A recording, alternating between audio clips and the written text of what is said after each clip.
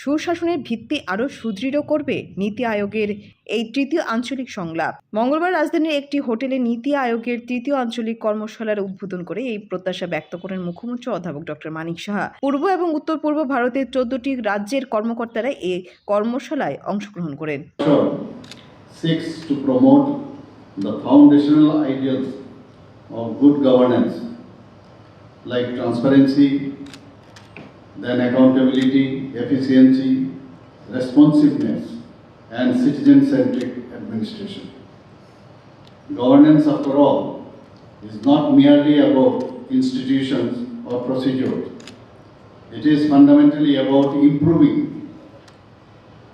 the quality of life for every citizen and ensuring the development reaches the last mile, as our Honorable Prime Minister used to say.